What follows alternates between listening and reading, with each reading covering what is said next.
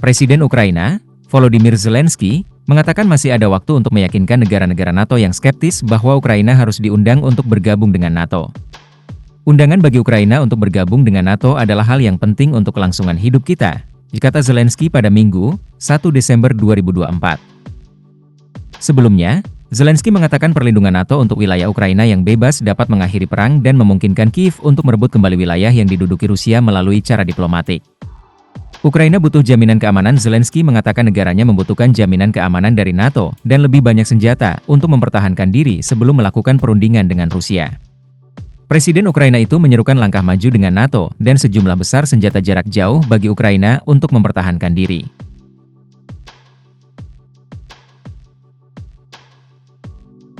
Hanya ketika kita memiliki semua barang ini dan kita kuat, setelah itu, kita harus membuat agenda yang sangat penting untuk bertemu dengan salah satu pembunuh, katanya dalam pertemuan dengan diplomat tinggi baru UE, Kaja Kallas.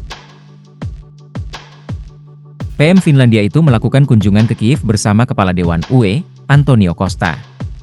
Ia mengatakan UE dan NATO harus dilibatkan dalam perundingan apapun. PM Finlandia desak NATO bahas keanggotaan untuk Ukraina.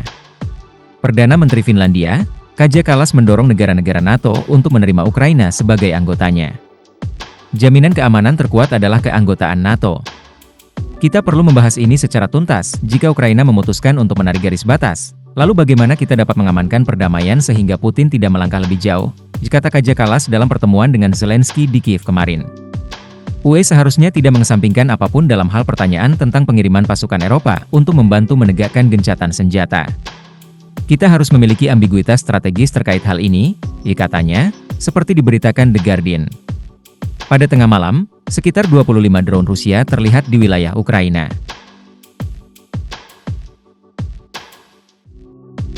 Pada pukul 1 waktu setempat, setidaknya 30 UAV Rusia terdeteksi di wilayah Ukraina, di antaranya di wilayah Ivano-Frankivsk, Ternopil, Rivne, Zhytomyr, Kiev, Cherkasy, Kirovograd, Poltava, Sumy dan Chernihiv.